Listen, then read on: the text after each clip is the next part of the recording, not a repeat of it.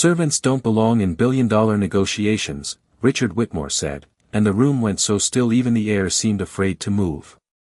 The words landed hard against polished mahogany and walls of smoked glass on the 42nd floor, where Manhattan shimmered beyond the windows in late afternoon gold. Naomi Carter stood near the end of the conference table, a silver tea tray balanced steady in her hands, her dark uniform pressed crisp, her name badge turned half away as if even identity was expected to stay invisible here. Around the table sat men whose watches cost more than most homes, attorneys murmuring over merger language, investors leaning back in leather chairs with the casual confidence of people used to deciding who rises and who disappears. Richard did not look at Naomi when he dismissed her. He looked through her. Like she was part of the room. Like marble or glass. But Naomi's eyes had drifted to the contract lying open beside his hand, and something in her posture changed so slightly no one noticed except perhaps the old associate at the far end who paused mid-note. Richard lifted his fountain pen, expensive black resin catching the light, poised inches above the final signature line. "Sign it, sir," one advisor whispered. "This acquisition closes tonight." Naomi heard the rustle of paper, the soft mechanical hum of central air, the faint clink of ice in someone's untouched bourbon. And beneath it all, something else. Instinct. The same instinct that had kept her reading abandoned drafts in empty boardrooms after midnight while cleaning crews moved in silence. Her heartbeat slowed instead of racing. Richard's pen hovered. Then Naomi spoke, quiet enough at first that some thought they imagined it. "Then don't sign your own downfall." The sentence moved through the room like cold water. Pens stopped. Chairs creaked. A woman near the windows turned sharply. Richard's hand froze over the page. For one suspended second nobody breathed. He looked up slowly, silver brows tightening as if the interruption itself offended natural law. "What did you say?" His voice came low, dangerous not in volume but certainty. Naomi set the tray down without a tremor. "Section 12, she said, eyes on the contract. "There's a transfer condition disguised as compliance language." A laugh broke from one of the executives. Nervous. Dismissive. Richard's mouth curved in something almost amused. "You misunderstand where you are." Naomi held his gaze. "No, sir. I understand exactly where you are." Silence again, thicker now. Someone shifted uncomfortably. Outside, a helicopter drifted past the windows, sunlight flickering across the table like moving water. Richard leaned back. "You're a servant." The word came clipped, surgical. "You pour tea." Naomi answered so softly they leaned in to hear. "And yet I read contracts." A few faces changed then, skepticism edged with something uncertain. Richard tapped the document once. Security can escort, but he stopped because Naomi took one step forward and pointed, not at him, but at the page. "Look at the beneficiary clause before you sign." Even the city noise seemed to vanish. Richard stared at her hand, then at the contract. His fingers tightened around the pen. Somewhere deep in the room a clock ticked. 1 second. 2. 3. And though no one understood it yet, power had already begun to move. Richard did not sign. His pen lowered inch by inch until it touched the polished table instead, and a faint sound of lacquer meeting metal echoed louder than it should have. No one moved. Naomi could feel 20 pairs of eyes measuring her now, no longer as furniture in the room but as disruption. Richard turned the contract toward himself and began scanning the paragraph she had indicated, his jaw tightening almost invisibly. The room, moments ago swollen with arrogance, had taken on another texture, thinner, uncertain. But Naomi knew better than to mistake silence for victory. Men like Richard Whitmore did not surrender authority because a servant challenged them. They defended it. "Who put you up to this?" he asked without looking at her. Naomi answered simply. "No one." His finger stopped over a block of dense legal text. A partner leaned closer. Another adjusted his glasses. The old associate who had watched her before now sat forward, elbows on the table. Richard read again. Slower this time. Then his expression hardened, not from acceptance but irritation at being forced to look twice. This language is standard indemnity shielding, he said. Nothing more. A few relieved smiles returned around the room. Someone gave a small scoff. Naomi felt the shift against her, the old gravity of class trying to pull everything back where it belonged.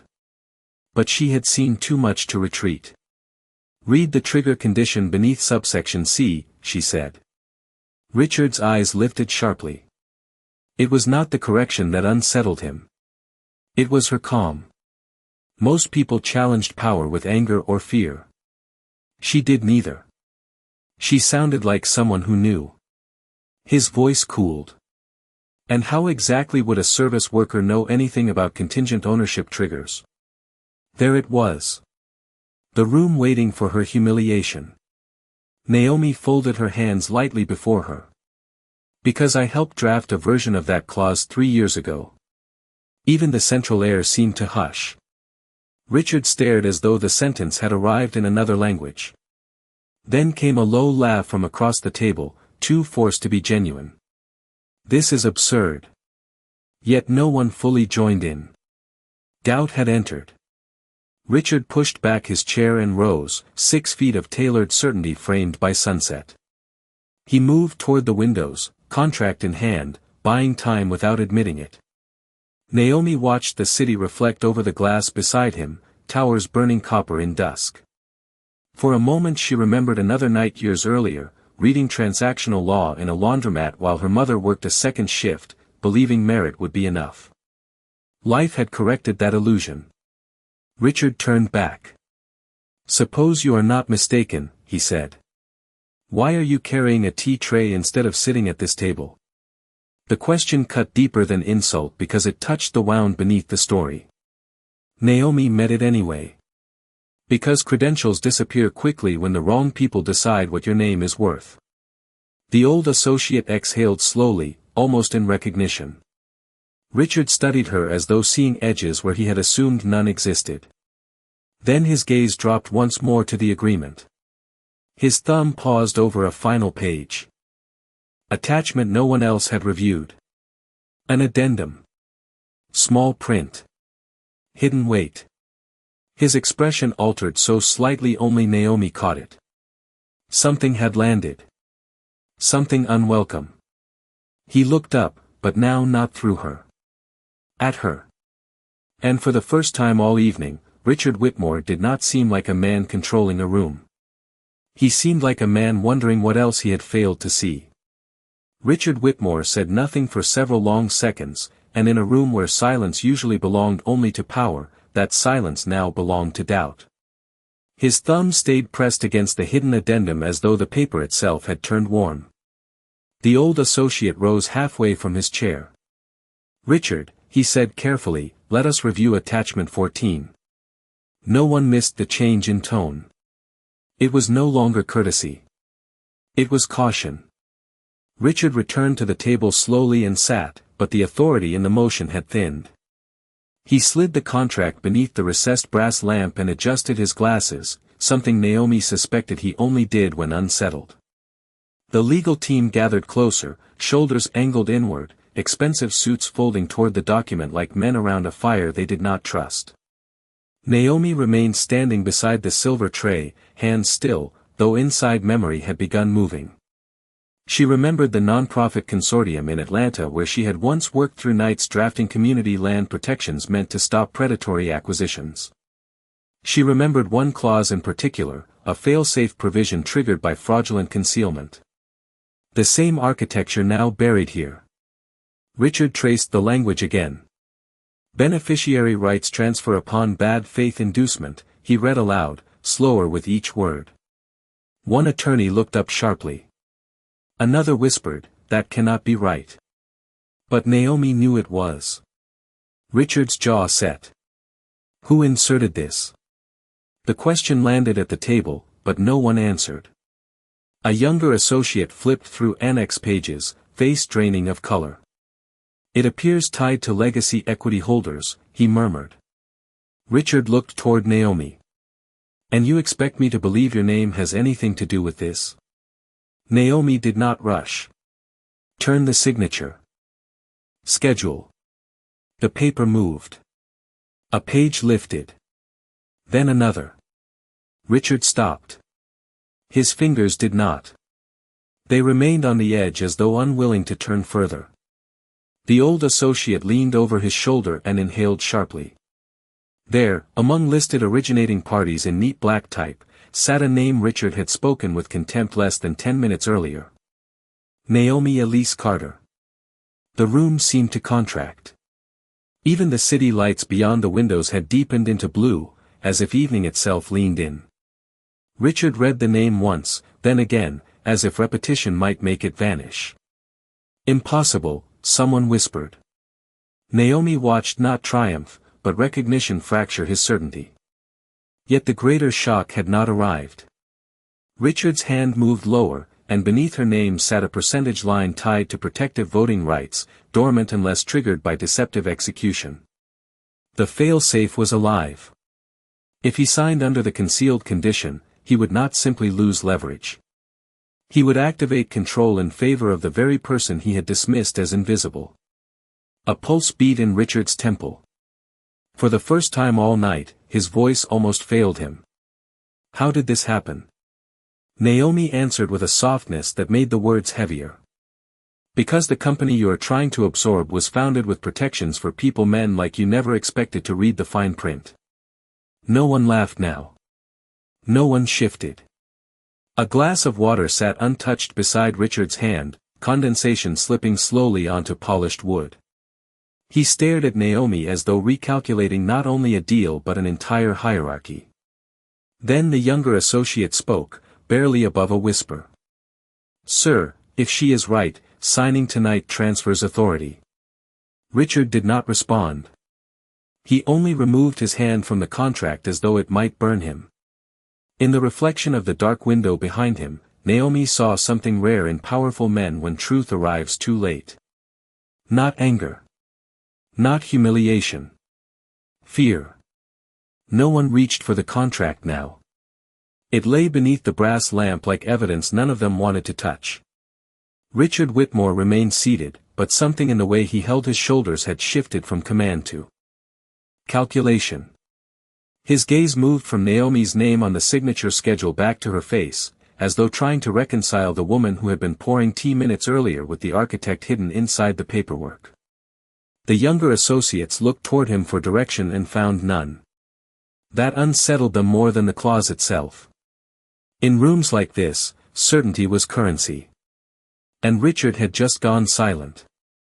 At last he spoke, voice measured, almost too controlled. "If this provision activates through fraudulent inducement, then someone planted a trap." Naomi answered before anyone else could. "No, sir.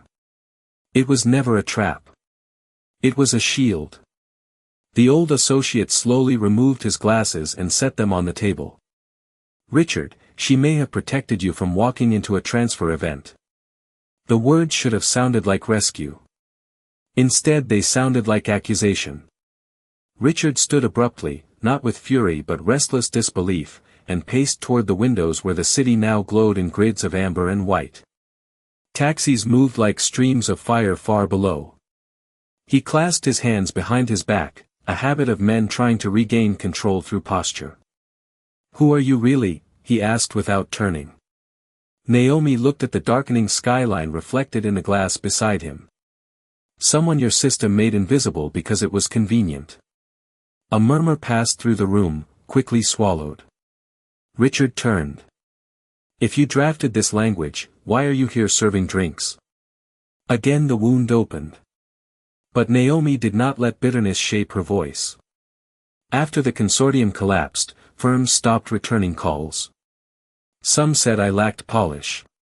Some said clients were not ready. Most said nothing. Her fingers brushed the edge of the silver tray. Rent was still due. Even those who had doubted her now lowered their eyes. The younger associate reopened the annex pages. There is more, he said, almost afraid to continue. The beneficiary rights are linked to the Blackstone Harbor redevelopment parcels. Naomi knew the phrase would land. Richard's face changed. That district was the heart of the acquisition, a historic black neighborhood his firm intended to absorb under luxury. Rezoning. Stakes larger than ego suddenly stood in the room. This was not about one contract. It was about who would control land, legacy, and displacement. Richard stepped back to the table. Suppose I cancel the signing, he said. Then what? Naomi answered, then perhaps the people this deal would erase get heard before they are priced out. No one challenged her. Richard looked again at her name in the contract, and something harder than embarrassment crossed his face. Shame edged with admiration he did not yet know how to carry. Then a senior partner, who had been silent all evening, cleared his throat. There is one question we have not asked. He turned to Naomi. Why warn him at all? It was the question beneath every other. Naomi could have watched Richard trigger the clause and lose power through his own arrogance. Instead she had intervened.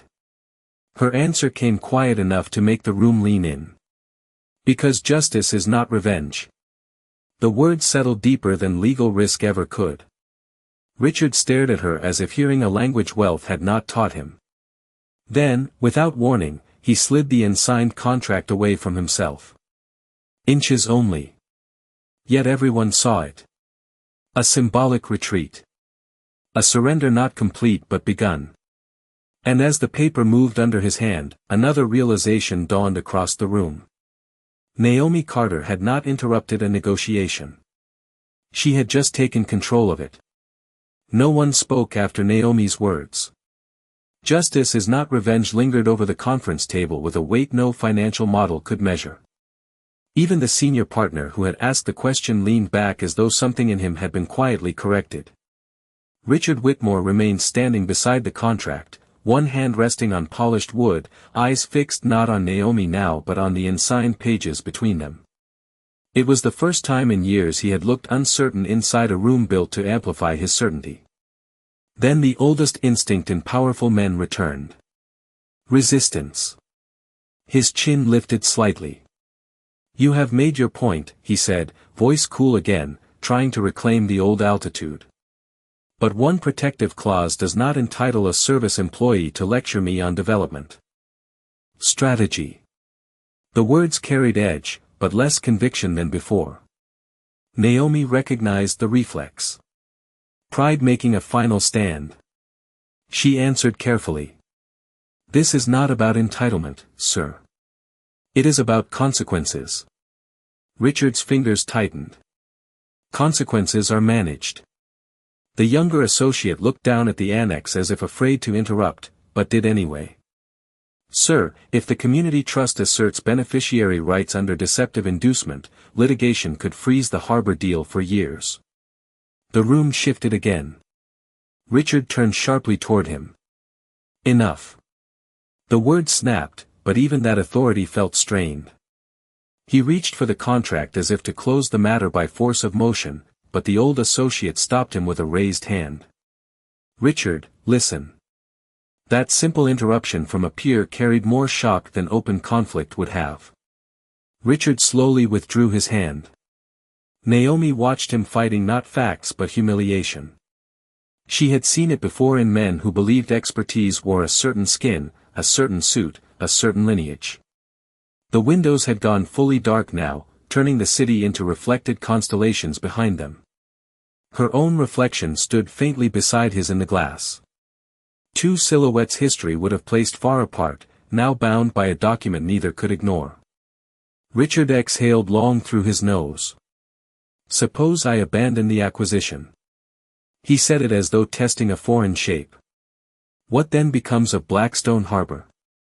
Naomi stepped closer to the table, not as servant now but participant. Then it can become what it was promised to be. Mixed income ownership. Local equity. Restoration without removal. She touched the annex lightly. This was never written to stop investment. It was written to stop extraction. Several executives exchanged glances. Words like extraction were not common in their vocabulary. Yet no one mocked it. Richard looked at her, studying the composure with which she spoke into a room that had insulted her less than an hour earlier. Then he asked something quieter. "And if I had signed?" Naomi did not hesitate. "You would have transferred Leverage to me and spent the next decade in court." A faint breath of disbelief escaped someone near the end of the table. Richard almost smiled, but it was not amusement. It was the recognition of how close arrogance had come to undoing him. Then, unexpectedly, he pulled out the chair at the head of the table and stepped aside. The gesture was small, yet impossible to misread. "Sit," he said. Naomi did not move at first. Neither did anyone else. The invitation itself had altered the hierarchy of the room. "Sir?" she asked softly. Richard held the chair. "If you saved this negotiation, you do not stand at the wall while it continues." The old associate lowered his head with the faintest smile. Naomi set down the silver tray for the last time and walked toward the empty chair, each step almost silent on the carpet. And as she reached the head of the table, Richard Whitmore did something no one in that room expected. He moved aside and let her take his place. Naomi sat at the head of the table, and for a long moment no one resumed speaking. The silence had changed again. It was no longer charged with conflict but suspended in something stranger, almost reverent. The brass lamp cast warm circles over the contract pages, and beyond the smoked glass walls Manhattan shimmered in midnight blues and scattered gold, like 1,000 distant windows listening. Richard Whitmore remained standing beside her chair instead of reclaiming his own seat. Even he seemed to sense the room had crossed into territory where old rules no longer held. The younger associates slowly lowered themselves back into their chairs, not with the careless ease of men used to dominance, but with the careful posture of witnesses. Naomi looked down at the annex pages before her, fingertips resting lightly over clauses she had once written in another life. For an instant memory folded over the present. Her mother ironing uniforms under fluorescent kitchen light. Her law textbooks open beside unpaid bills. The smell of coffee in all-night study rooms where she had imagined merit would carry its own dignity. She let the memories pass. Then she began turning pages. The sound of paper moving was almost delicate. Richard watched. No impatience. No interruption. Only attention. "The structure can be saved," Naomi said at last. Her voice settled into the room like steady rain. "But not by swallowing the neighborhood whole." The senior partner nodded faintly. "What do you propose?" Naomi drew a pen toward her and marked a section. Community Equity Board with veto rights over rezoning. Revenue participation instead of displacement. Historic preservation covenants. She spoke without flourish, only precision. Yet each sentence altered the shape of the negotiation more deeply than any dramatic confrontation could have. Even Richard leaned closer now, one hand on the back of her chair, reading where she pointed. The old associate smiled almost to himself. "You are rebuilding the deal in real time." Naomi did not look up. "I am repairing what should not have been broken." Outside, a soft rain had begun, droplets tracing the window glass in silver threads. Their movement caught city light and made the skyline seem fluid. The room grew quieter still. Not empty. Breathing. Richard finally spoke, but softer than at any moment before. "I spent 30 years believing leverage solved everything." Naomi turned slightly toward him. "Leverage can move money. It cannot create trust." The words did not accuse. They opened. Richard absorbed them in silence. His expression, once carved in hard angles, seemed older now. More human. One by one, objections dissolved not because Naomi overpowered them, but because clarity left little room for evasion. Even the executives who had first dismissed her were taking notes. The silver tea tray still rested at the far wall where she had left it, forgotten. A relic of another hierarchy. Then a long stillness came over the room, not from uncertainty but understanding. No one spoke. Rain tapped softly against glass. The air vent whispered. Somewhere far below a siren drifted through the city and faded. Naomi looked at the contract under warm lamplight and for the first time allowed herself a small breath she had been holding all evening. Richard noticed. "You expected to be escorted out tonight," he said quietly. Naomi gave the faintest smile. "I expected not to be seen." Richard lowered his eyes. Then he did. Something smaller than apology and perhaps greater. He placed his own pen in front of her. Not offered as symbolism. Offered for signature. The room watched. Naomi touched the pen but did not yet lift it. Because in that hushed pause, with rain moving down 42 floors of glass, everyone understood the true reversal had not been hidden in a clause. It had happened in a conscience. Naomi's fingers rested on the pen, but she did not sign. Not yet. The room seemed to understand instinctively that something larger than a contract was still unfolding.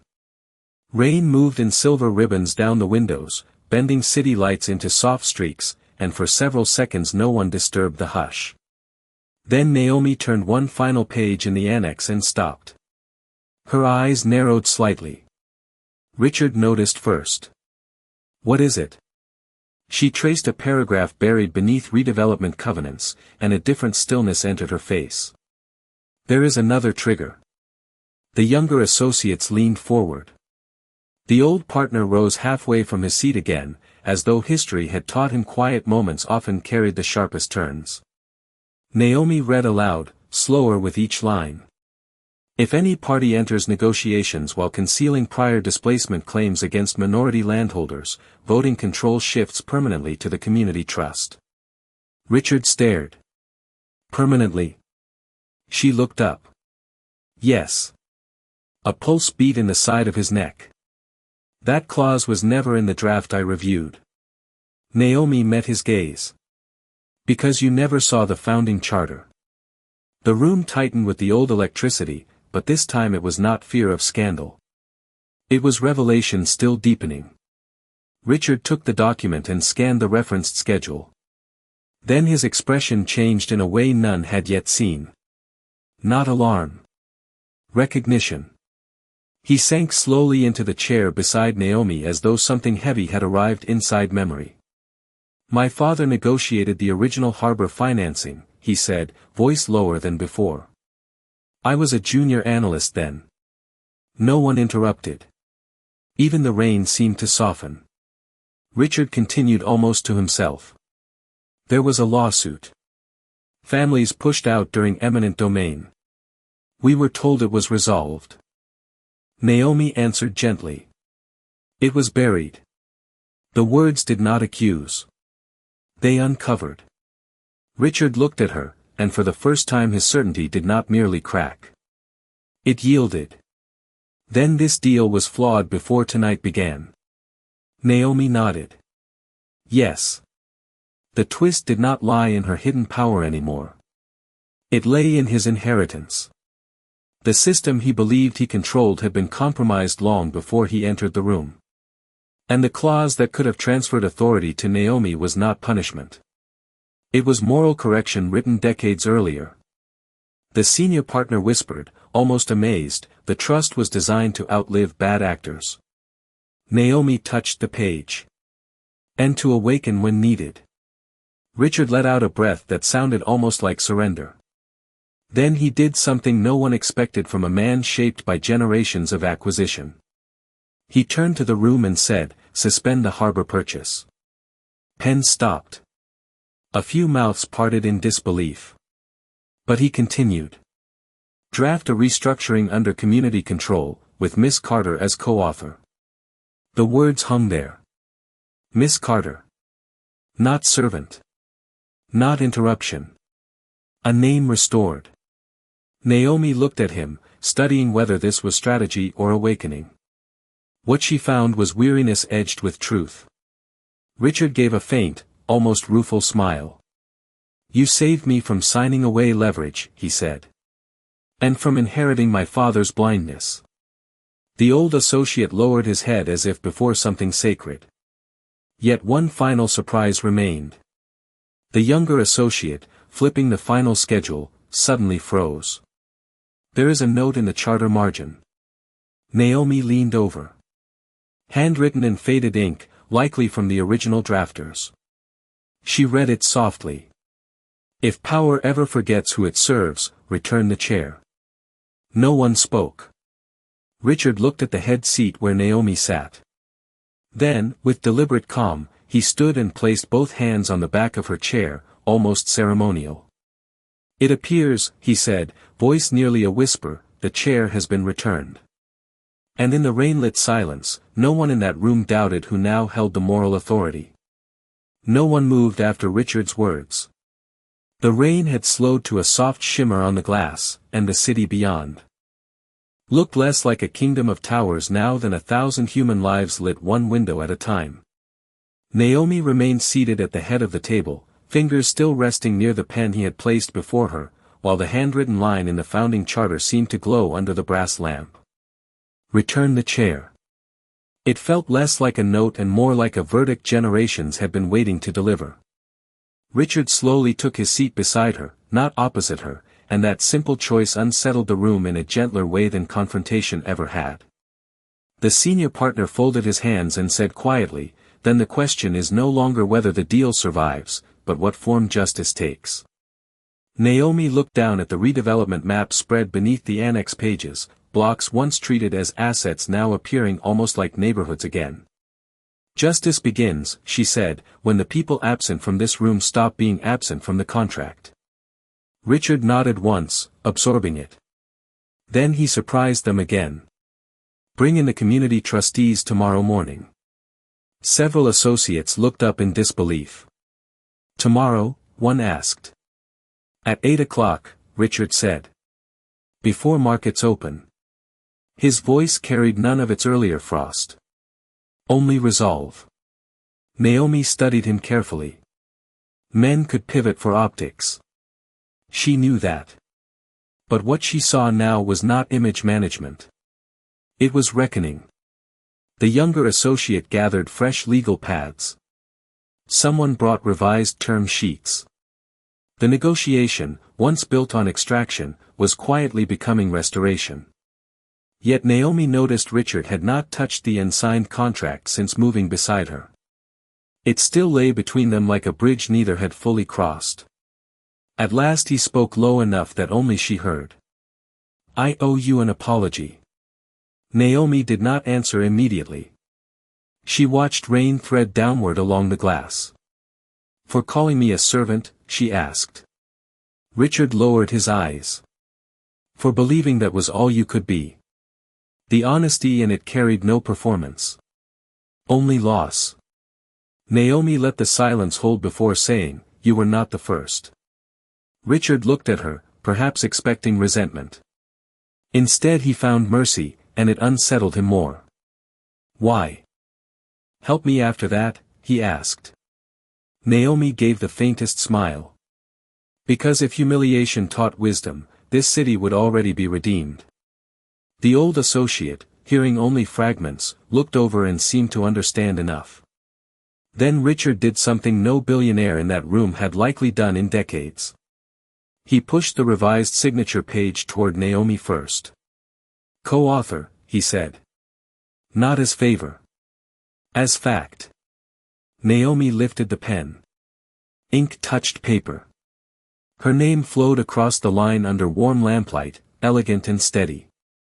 One by one others followed. But Richard paused before signing. He looked at the old acquisition title at the top of the page, crossed out one word with deliberate strokes, and replaced it. Not acquisition. Partnership. The room seemed to breathe. When he finally signed beneath it, there was no applause, no dramatic reaction, only a deep quiet that felt earned. Naomi closed the folder and rose. Richard stood too. For a second they faced one another in the reflected city glow, two people altered by a contract that had begun in insult and ended in shared stewardship. Richard extended his hand, formal at first, then almost humbled. Naomi took it. Not as surrender. As reconciliation. And as their hands parted, the senior partner looked toward the rain-washed skyline and murmured what everyone felt but no one had yet said aloud. Tonight a merger did not happen. He touched the charter softly. Something rarer did. The signatures dried beneath warm brass light while the rain thinned into mist against the glass, and no one seemed eager to break the hush that had settled over the 42nd floor. Papers were gathered softly, leather portfolios closed without their usual sharpness, chairs eased back with care, as though even ordinary sounds should not disturb what had changed. Naomi stood beside the long mahogany table, one hand resting lightly on the closed agreement, feeling the faint warmth left by the lamp on the paper. Across from her, Richard Whitmore looked older than when the evening began, not diminished but unarmored, as if some rigid architecture inside him had loosened. He did not rush toward elevators or phones or the machinery of aftermath. He lingered. Through the glass wall the city pulsed in quiet grids, headlights threading below like slow currents, office towers glowing like distant lanterns. The old associate paused at the door, gave Naomi a small nod, and left without a word. One by one the others followed until only the soft hum of the air system remained, the faint ticking of a wall clock, and two figures reflected in darkened windows. Naomi lifted the forgotten silver tray from where it still waited near the wall. For a moment she looked at it, polished surface catching a ribbon of light, symbol of the place where the night had begun. Then she set it down again, gently, and left it there. Richard noticed. He said nothing. He only walked to the head chair she had occupied and touched its back with his fingertips, almost absently, as though honoring something unnamed. The handwritten line in the old charter remained visible beside the signed pages. Return the chair. The ink looked faded and eternal at once.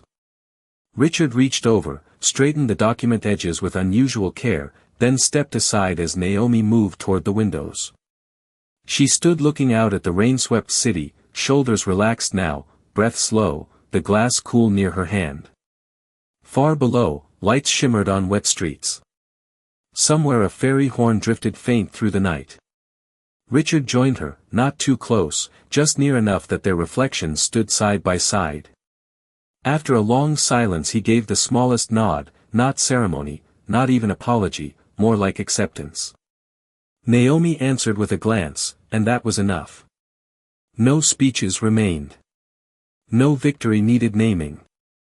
On the table, the revised agreement lay under the lamp, its new title catching light, Partnership. Richard reached to switch off the brass lamp, then hesitated, leaving it on. Its glow spilled over the signatures, over Naomi's name, over the margin note from another era, as if some things should remain illuminated. At last they walked toward the corridor. Richard held the door, but Naomi stepped through first without noticing, naturally, as though such ordering had always belonged that way. Their footsteps softened into carpet. At the far end of the hall, a bronze wall plaque reflected the overhead lights. As Naomi passed, her reflection crossed the metal beside engraved names of partners who had never imagined her there. She did not stop. She only kept walking, calm and unhurried. Behind her Richard looked once more into the empty conference room, at the chair returned, the lamp still burning, the city beyond breathing in silver mist. Then he turned off the light. Darkness did not erase the room. It deepened its peace. And in the quiet that followed, there was nothing left to prove, only the soundless weight of justice finally at rest.